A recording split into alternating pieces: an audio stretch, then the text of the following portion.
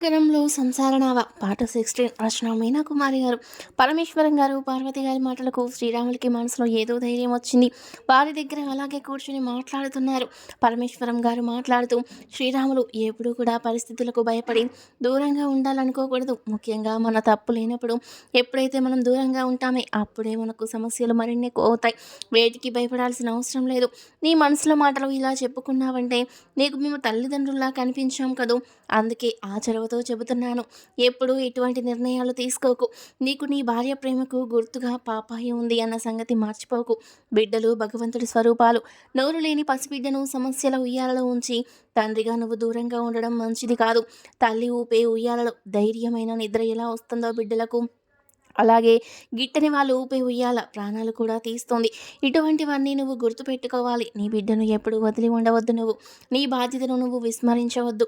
నీ బిడ్డను కంటికి రెప్పలా కాపాడుకోవాలి. అంతేకాదు, ఈనాటి నుండి నువ్వు నీ తప్పు లేనప్పుడు మాత్రం మాట పడవద్దు. ఎదుటివారు నీ తప్పు లేకుండా నీకు ఎదురు మాట్లాడేంత అవకాశం కూడా ఇవ్వద్దు. బిడ్డలు కలగనంత వరకు జీవితం అదో రకంగా ఉంటుంది శ్రీరాములు. భార్యకు భర్త, భర్తకు భార్య అదే ప్రపంచంగా సరిపోతుంది. కానీ ఎప్పుడైతే మనం ఒక బిడ్డకు, అందులోనూ ఆడపిల్లకు జన్మను ఇస్తామో అప్పుడే తండ్రిగా నీ బాధ్యత పెరుగుతుంది. నీ బిడ్డకు రక్షణ కవచంలా పనిచేయాలి. నీ బాధ్యత కలిగిన బంధం. పలానా బిడ్డ వైపు చూడాలంటే ఆ తండ్రిని దాటి చూడాలి అన్న భయం ప్రతి ఒక్కరిలో కలిగేలా ఉండాలి. చనిపోవడం, పుట్టుక అనేవి భగవంతుడి చేతిలో ఉన్న విషయాలు. అందువల్ల పోయిన వారి గురించి ఆలోచిస్తూ ఉన్నవారిని పట్టించుకోకుండా వారికి బాధల వల్ల మన వల్ల కలిగినప్పుడు అది మరీ భరించరానిదిగా ఉంటుంది. ఆ బిడ్డను కన్న తల్లి దేవత స్వరూపమని నువ్వే చెప్పావు. మరి ఆ దేవత ప్రతిరూపాన్ని కూడా నువ్వు బాధ్యతగా చూసుకోవాలిగా. ఇక నీకు మరొక వివాహం ఎందుకు జరిగిందో అది పరమాత్మకే ఎరుక. ఏదో సమస్యల సుడిగుండానికి చేరువైనట్లు అనిపిస్తుంది నాకు. నువ్వు, నీ కుటుంబం, నీ ఇంటికి ఇల్లాలుగా వచ్చిన ఆ యువతి ప్రవర్తన పూర్తిగా కూడా కక్షపూరితంగా ఉంది, ద్వేషపూరితంగా ఉంది. ఆ రెండు ఉన్నప్పుడు ఆ ఇంట్లో వాళ్ళు శవాలుగా మారే అవకాశాలు కూడా ఉంటాయి. ఇక నుండి అన్ని బాధ్యతగా ఉండాలి. ఏది కూడా అనుమానం కలిగిన విషయాన్ని స్పష్టంగా తెలుసుకోవాల్సిన అవసరం ఇంటికి పెద్ద కొడుకుగా నీకు ఉంది. నీ తమ్ముడు పెళ్లి చేయాలి, నీ చెల్లెలకు పెళ్లి చేయాలి, నీ కూతుర్ని జాగ్రత్తగా చూసుకోవాలి, నీ తల్లిదండ్రులను చూడాలి. నీకు ఎంతో బాధ్యత ఉంది. శ్రీరాములు ఈ విధంగా ఇలా వచ్చి ఒక ఆడదాని మాటల వల్ల మనస్తాపం పెట్టుకొని బాధ్యతలు మర్చిపోతే ఎలా? కష్టపడడం తప్పు కాదు శ్రీరాములు, కానీ ఇక నువ్వు బాధ్యతగా ఉండాల్సిన సమయం ఆసన్నమైంది.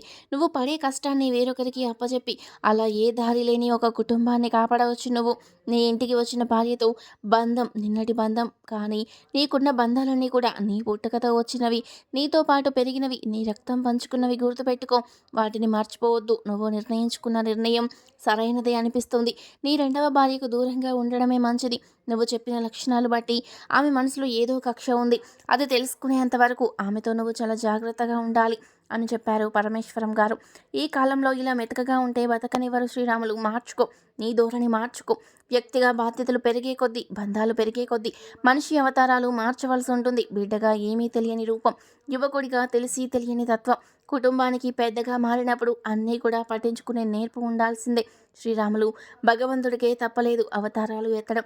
ఒక్కొక్క సమస్యకు ఒక్క రూపం ఎత్తాడు. అదే ఆ విష్ణుమూర్తి దశావతారాలు కూడా మనలో పుట్టినప్పటి నుంచి కనిపిస్తుంటాయి.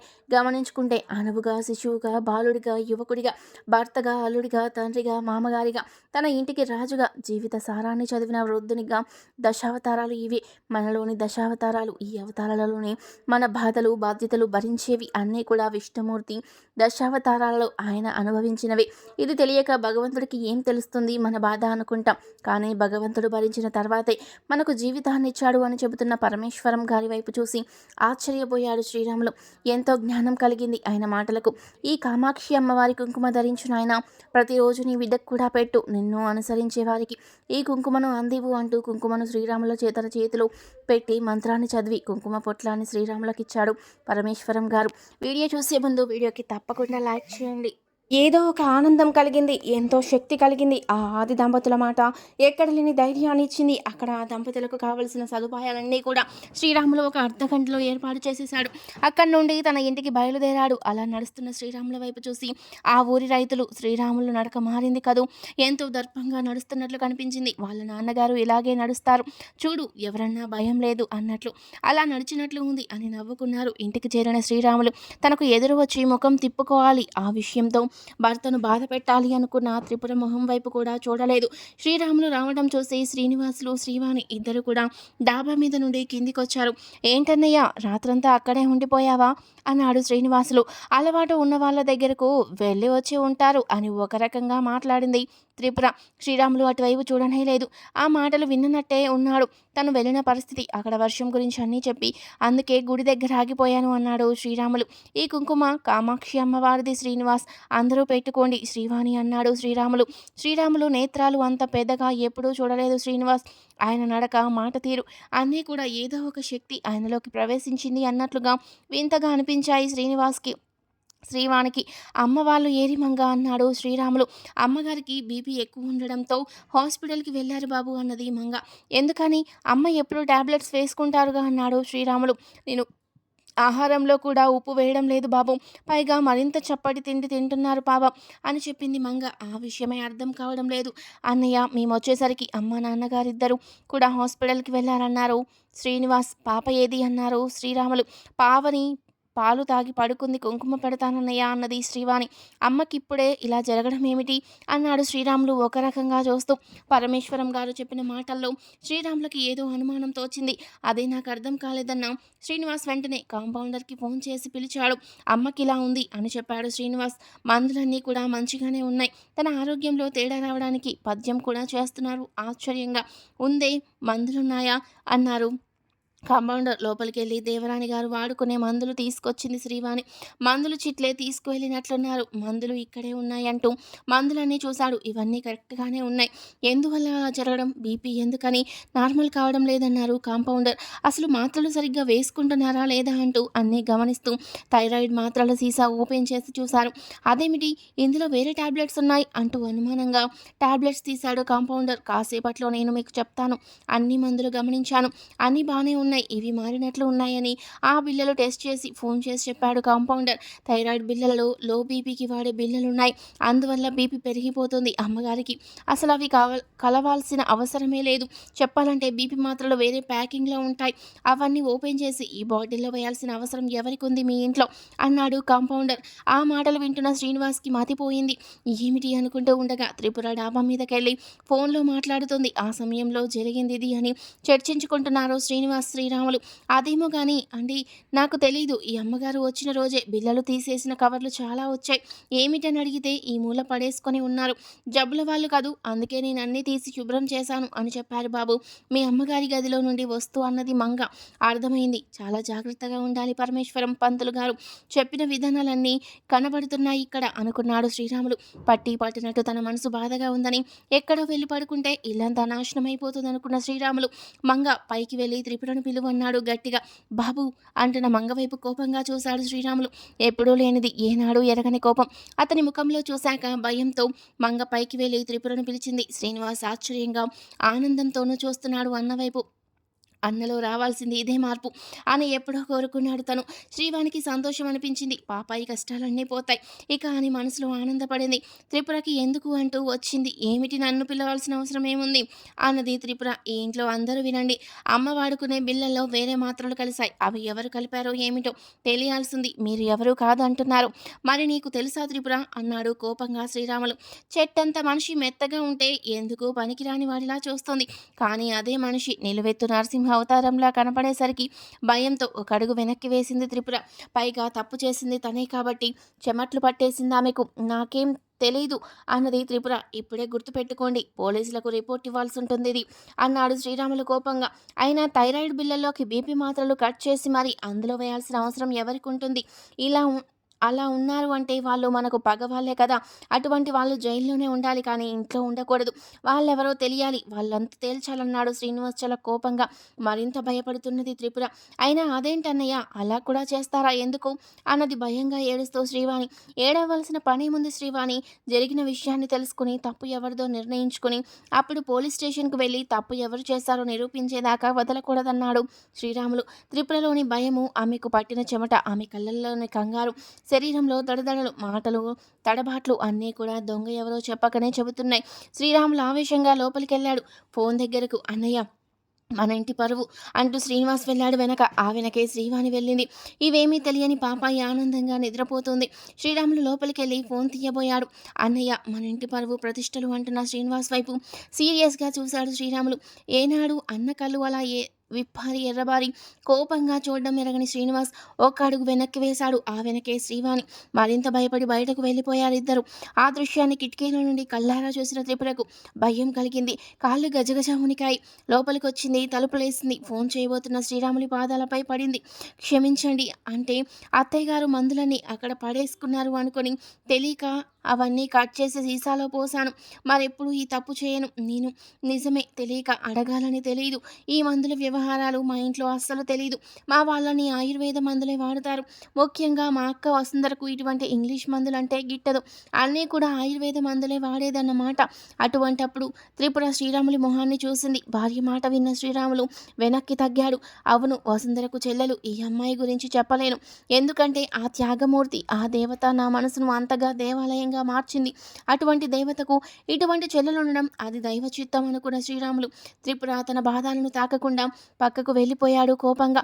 ఈసారి ఊరుకుంటున్నాను, రెండోసారి ఇలా జరిగిందంటే మాత్రం ఎవరిని క్షమించను ఇంట్లో అని చెబుతున్న శ్రీరాముల వైపు చూసి అలాగే భయంగా చూసింది త్రిపుర. అసలు మగవాడంటే ఇలా సింహంలా ఉంటాడు కాపాలు అన్న భయం మొట్టమొదటిసారిగా కలిగింది. తన తండ్రి తోడేలు వంటి మనస్తత్వం కలిగిన వాడు. అటువంటి వాడు అప్పుడప్పుడు నాటకాలు ఆడుతూ నక్కలాగా, అవసరం ఉన్నప్పుడు పెద్దల ముందు కుక్కలాగా, తన తల్లి ముందు ముసలిలాగా ప్రవర్తించే తన తండ్రి ప్రవర్తనలో చూసి మగవాడు ఇలాగే ఉంటాడని అనుకుంది. ఆ తర్వాత భూషణం గారిని అక్క పెళ్లిలో చూసినప్పుడు అహంకారానికి చాలా కోపం వచ్చింది. అసలు తను ఒక ఆలోచనతో వచ్చింది ఇంటికి అని ఆలోచిస్తున్న త్రిపుర తలుపులు తీసుకుని విసురుగా వేసి వెళ్ళిన శ్రీరాముల వైపు అలాగే చూసింది. వెంటనే తమ్ముడు అమ్మకు ఎలా ఉందో ఆరోగ్యం, వెళ్ళి వెంటనే కారులో ఎక్కించుకొని తీసుకురావాలని చెప్పాడు శ్రీరాములు. అలాగే అన్నయ్య అంటూ మనసులో ఉన్న ఆనందాన్ని పైకి కనపడనివ్వకుండా కేవలం అన్న మాటకు బుద్ధుడిలా వెళ్ళాడు శ్రీనివాస్. శ్రీవానికి ఒకంత సంతోషంగా ఉన్న ఎందుకో అన్న దగ్గరికి వెళ్ళాలంటే చనువుగా భయం వేసింది. ఇంతలో పాప ఏడ్చింది. పాప ఏడుస్తుంది అంటూ ఏమీ ఎరగనట్లు బయటకు వచ్చిన త్రిపుర వైపు చూసి, పాపాయి సంగతులు నువ్వు పట్టించుకోని అవసరం లేదు త్రిపుర. నువ్వు చూడాల్సిన అవసరం లేదు. ఇంట్లో అందరూ చూసుకుంటారు. ఏ విషయమైనా నీ మనసులో ఇష్టం బట్టి అలా ప్రవర్తించు. అంతేకాని ఇష్టం లేని పనులు మాత్రం చేయొద్దు. అహంకార చర్యలు ఎవరి మీద చూపించవద్దు. నీ కోపాన్ని ఎవరి మీద చూపించే అర్హత నీకు లేదు. నీ హద్దుల్లో నువ్వు ఉండడం మంచిది. నీ మనస్తత్వాన్ని అర్థం చేసుకున్నాను. అందువల్ల నేను నా బిడ్డను చూసుకోగలను అన్నాడు సీరియస్గా శ్రీరాములు. అసలు ఇతనేనా? ఏమైంది? ఒక్క రాత్రిలో ఇంతలా మారిపోయాడు. అక్క చెంగు వదలకుండా ఉంటాడు. చాలా మెత్తనివాడు అన్న పేరు పడింది. అక్క ఎప్పుడూ చెబుతూ ఉండేది, బావగారు చాలా మంచివారమ్మా, దేవుళ్ళలాంటి వారు. నీకు అలాంటి భర్త దొరికితే మంచిది. అందుకే నేను ఆ భగవంతుని ప్రార్థిస్తుంటాను. ఆడపిల్లకు మంచి భర్త రావడమే జీవిత సంతోషం, లేకపోతే నరకం అయిపోతుంది. అందుకే నీ గురించి ప్రార్థిస్తాను అని అక్క అన్నప్పుడు పోయి అటువంటి చేతకాని మనస్తత్వం ఉన్న వాడు నా మొగుడు అవ్వాలని నేను ఎప్పుడూ అనుకోలేదు. దయచేసి నువ్వు ఏమీ దేవుడిని కోరకు అంటూ చిత్కారంగా మాట్లాడింది అప్పుడు త్రిపుర. కానీ దేవుడి గుడిలో అక్క అన్న మాటలు నిజమైపోయాయి. ఈరోజు ఇదే వ్యక్తికి రెండవ భార్యగా వచ్చాను నేను అనుకోకుండా. అంతేకాదు, ఒక బిడ్డకు తండ్రిని పెళ్లి చేసుకున్నాను అని అనుకొని మనసులో ఒక రకమైన చిరాకు పడినా పైకి కనిపించకుండా తన గదిలోకి వెళ్ళిపోయింది త్రిపుర. కాసేపటికి శ్రీనివాస్ తల్లితో వచ్చాడింటికి. శ్రీనివాస్, అమ్మకి ఎలా ఉంది, నాన్నగారి ఏరి అంటూ ఎదురు వెళ్ళి పలకరించాడు శ్రీరాములు. దేవరాణి గారికి చాలా ఆశ్చర్యం కలిగింది. తన కొడుకు మాట అంత గట్టిగా ఎప్పుడు వినలేదు. అది అలా తానుగా వచ్చి గట్టిగా ప్రశ్నించడం. అలా ఆశ్చర్యంగా చూసింది కొడుకు వైపు. అలాగే తల్లి వైపు చూస్తూ మాట్లాడుతూ ఎలా ఉందమ్మా అని మళ్ళీ అడిగిన శ్రీరాముల వైపు చూసి నిజంగా సంతోషపడింది దేవరాణి. నువ్వు ఇలా ఉండాలని నేను ఎప్పుడూ కోరుకున్నాను. చాలా మార్పు వచ్చింది నా కొడుకులో అని ఆశ్చర్యంగా అలాగే చూస్తూ మనసులో ఆనందపడుతున్నా పైకి మాత్రం ఆనందాన్ని కనిపించనివ్వలేదు దేవరాణి. నేను కారు నడుపుతుంటే ఆయన ఎక్కారు కదా, ఆయన మతం ఆయనది అన్నాడు శ్రీనివాస్. మనలో మనం భేషజాలుగా ఈ విధంగా ఉంటుంటే చూసే వాళ్ళకు ఒక రకంగా ఉంటుంది. ఈ పద్ధతి మనం మార్చుకోవాలి, లేకపోతే మన ఇల్లు నలుగురిలో నవ్వుల పాలైపోతుంది అని చెబుతున్న పెద్ద కొడుకు వైపు చూసి ఆనందంగా నవ్వింది దేవరాణి. ఇటువంటి ప్రశ్న ఎప్పుడూ ప్రశ్నించలేదు తన పెద్ద కొడుకు. అలా పని చేస్తూనే ఉండిపోతాడే కానీ పనివాడిలాగా ఇంట్లో బాధ్యత తీసుకొని ఇటువంటి వాడిలాగా లేడు అని ఎప్పటికప్పుడు కోపంగా ఉండేది దేవరానికి. కానీ ఈనాడు తన కొడుకు కొడుకు స్థితిని చూసినప్పుడు, బాధ్యతగా మాట్లాడినప్పుడు చాలా గొప్పగా అనిపించింది దేవరానికి. ఇదంతా కూడా త్రిపుర మహత్యం అనుకుంది. పెద్ద కోడలు చాలా మెతక మనిషి, వాడికి సరిపోయింది. దొందే. చిన్న కోడలు గడుసుది, అందుకే భర్తను ఒక పద్ధతిలో పెట్టుకుని మగవాడిలాగా తీర్చిదిద్దుతుంది మొత్తానికి అనుకున్నారు దేవరాని గారు. అమ్మ, మీరు మందులు వేసుకునేటప్పుడు మీరు ప్రతిరోజు వేసుకునే బిళ్ళ గుర్తుగా పెట్టుకోవాలి. వేసుకునే బిళ్ళ అదే కాదా అని కూడా తెలుసుకోవాలి కదా. అలా ఏదంటే అది మింగేస్తే ఎలా అంటున్న పెద్ద కొడుకు వైపు చూసి, అతని బాధ్యతాయుతమైన మాటలు చూసి, ఏమైంది బాబు అన్నది దేవరాని.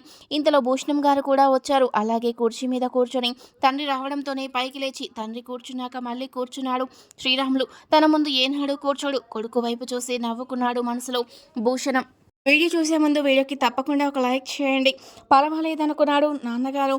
అమ్మ ముందు మందు బిళ్ళలు మారాయట, తెలియక వేరే మందులు వేసుకోవడం వల్ల ఇలా అయింది అని కాంపౌండర్ చెప్పాడు. మరి డాక్టర్ గారు ఏమన్నారు అన్నాడు శ్రీరాములు. చెప్పింది వినడం తప్పితే ప్రశ్నించే విధానం ఏనాడు లేని శ్రీరాముల వైపు అలాగే చూస్తూ ఉండిపోయాడు కాసేపు భూషణం. 6 అడుగుల ఆజానుబాహుడు, అందమైన వాడు, చక్కటి మీస కట్టున్నవాడు. ఇప్పుడు శ్రీరాములు తన అందంతో సరైన వాడిలా చక్కగా వెలిగిపోతున్నాడు. అలాగే చూస్తూ ఉన్న తండ్రి వైపు చూసి, చెప్పరేంటి నాన్నగారు అన్నాడు శ్రీరాములు. పెద్ద కొడుకు అలా ప్రశ్నించడం మొదటిసారి అయ్యేసరికి ఆశ్చర్యంతో అలా ఉండిపోయిన భూషణం వెంటనే సర్దుకుని, డాక్టర్ గారు కూడా ఫుడ్లో ఏదో తేడా జరిగిందేమో అన్నారు, కానీ ఏ విషయం సరిగ్గా మీకు తెలియదు అన్నారు. అప్పుడు ఇంట్లోనే ఉంది కదా అన్నయ్య మందుల సీసా, అందువల్ల డాక్టర్ గారికి తెలిసే అవకాశం లేదులే అన్నాడు శ్రీనివాస్. కూర్చో తమ్ముడు అన్నాడు శ్రీరాములు. భూషణం గారు అలాగే చూశారు. ఎందుకలా నిలబడతావు? అన్నదమ్ములం ఒకే ఇంట్లో ఉంటూ ఇలా నువ్వు నిలబడాల్సిన అవసరమే లేదు. మనమంతా ఒకటిగా ఉంటే ఎవరైనా మనల్ని ఏమీ చేయలేరు అన్న విషయం తెలుసుకోవాలి మనమని చెబుతున్న శ్రీరాముల వైపు తల్లిదండ్రులు ఇద్దరూ కూడా ఆశ్చర్యంతో, ఆనందంతో, ఒకంత గర్వంతో కూడా చూస్తున్నారు. రూపానికి గొప్ప రూపవతి కాకపోయినా భర్తను మంచి మార్గంలోకి నడుపుకున్న గుణవతి అనుకుంటా త్రిపుర అనుకున్నారు దేవరాని గారు. మంగ, పాపకు స్నానం చేయించేటప్పుడు జాగ్రత్తగా చేయించు, గోరు గీసుకోకుండా జాగ్రత్త పడాలి, పసిబిడ్డ కదా అని చెబుతున్న శ్రీరాముల వైపు చూసి ముచ్చటగా నవ్వుకుంది మంగ. ఎప్పుడు అలా మెతకగా ఉంటారు, ఏమీ తెలియనట్లుంటారు, అన్ని బాధలు భరిస్తుంటారు, అంతటి మనిషి కూడా తల వంచుకొని ఒక పక్కకుంటారు ఎందుకు అనుకునేది మంగ. కానీ ఇప్పుడు శ్రీరాములు గారి వైపు చూస్తుంటే చాలా ఆనందం కలిగింది. ఇదే బాధ్యత ఉండాలి ఆయన కనుక. ఇదంతా గమనిస్తున్న త్రిపురకు కొంచెం భయంగా అనిపించింది. కుడితిలో పడ్డ ఎలకలా మనసు కొట్టుకుంది. సింహం గాండ్రించే వరకే అడవిలో చిట్టెలుగల ఆటలు, కానీ సింహమే జూలు విధించింది అని గర్జిస్తే ఎక్కడివక్కడ పరారైపోతాయి అన్నట్లు ఉంది ఇప్పుడు ప్రస్తుతానికి కోటలో పరిస్థితి. శభాష్ అన్నయ్య అని మనసులో ఎన్నోసార్లు అనుకున్న శ్రీనివాసులకి ఎంతో ఆనందం కలుగుతుంది. నిజం, ఎదురు మనిషి తప్పు చేసినప్పుడు ప్రశ్నించే స్నానంలో ఉండి కూడా ప్రశ్నించే ధైర్యం లేనప్పుడు అది ఎవరి తప్పు? మౌనంగా భరిస్తూ ఎదుటి వారి తప్పు ఉంది అని తెలిసినా కూడా మౌనం వహించిన వారిదే తప్పు. తప్పు చేసిన వారు మరలా తప్పులు చేసే అవకాశం ఎవరిస్తున్నారు? ప్రశ్నించలేని తత్వం కలిగిన వారిస్తున్నారు. ఇంటి పెద్దలుగా ప్రశ్నించలేని పద్ధతి ఉన్న వారి వల్లే ఇల్లే నాశనం అయిపోతుంది. అలాగే ఊళ్ళో పెద్దలు కూడా అలా ఉంటే ఊళ్ళు నాశనం అవుతాయి. తప్పు చేసినప్పుడు ఎవరైనా సరే అక్కడ బాధ్యత కలిగిన వారు ప్రశ్నించి తీరాలి, ఆ తప్పును ఖండించి తీరాలి. ఈనాడు శ్రీరాముల ప్రవర్తనకు అందరికీ అందుకే అతను వేసిన ఆ ప్రశ్న ఎప్పుడైతే గంభీరమైన అతని వదనం చూస్తూ విన్నారో అప్పుడే అందరూ మౌనం వహించారు. ఎవరి పాత్ర వారికి కళ్ళ ముందు కదిలింది. శ్రీనివాస్కి మనసంతా ఒకలా ఉంది. పొద్దున్నే అచ్చమ్మ గారు వచ్చారు, కానీ అలివేలు రాలేదు. తనని చూడాలని మనసు తప్పించిపోయింది. ఎందుకనో అలివేలుకు భయపడిందేమో నన్ను చూసి. అయినా అలా పడిపోయినప్పుడు చనువుగా తన చేతులు చిలిపి పనులు చేయకుండా ఉండాల్సిందే, తన పెదవులు బుద్ధిగా ఉండాల్సింది. పాపం భయపడినట్టుంది అలివేలు. చిన్నప్పటి నుంచి చొరవలు, అల్లర్లు, ఆకతాయి వేషాలు అన్నీ గుర్తుకొచ్చి అలివేలు నా సొత్తు అన్నంత ధీమా వచ్చి ఆ విధంగా ప్రవర్తించాడు అలివేలు పట్ల అని తనలో తను నవ్వుకున్నాడు శ్రీనివాస్. డాబా మీదకి వెళ్ళిన త్రిపుర ఫోన్లో మాట్లాడుతూ ఉంది. ఇక్కడ ఏదో చేసి ఏదో సాధిద్దామనుకున్నాను, నా వల్ల కాదు, నన్ను తీసుకెళ్ళు అంటూ ఉంది త్రిపుర. పెళ్లి చేసుకున్నాక నిన్ను ఎలా తీసుకురానంటున్నాడు నాగరాజు. నేను నిన్నే ఇష్టపడ్డాను, కానీ ఏదో సాధించాలి, వేధించాలి. ఇక్కడ అక్క ఆస్తిని కూడా చుట్టబెట్టుకొని ఇక్కడ ఆస్తిలో సగం వాటా తీసుకొని నీతో వచ్చేయాలి, అలా వీళ్ళకు బుద్ధి చెప్పాలి అనుకున్నాను, కానీ జరిగింది తారుమారయ్యింది. వీడియో చూసే ముందు ప్లీజ్ అండి వీడియోకి తప్పకుండా ఒక లైక్ చేయండి ప్లీజ్. ఇక జరగదు నేను అనుకున్న పని, అందుకే ఇక్కడ నేను ఉండలేను అని చెబుతున్న త్రిపుర మాటలకు మౌనంగా ఉన్నాడు నాగరాజు. తర్వాత ఏం జరిగింది, త్రిపుర వెళ్తుందా, ఏం జరుగుతుందనేది నెక్స్ట్ పార్ట్లో తెలుసుకుందాం. వీడియో నచ్చితే తప్పకుండా లైక్ చేసి తప్పకుండా సబ్స్క్రైబ్ చేసుకోండి. Thank you for watching.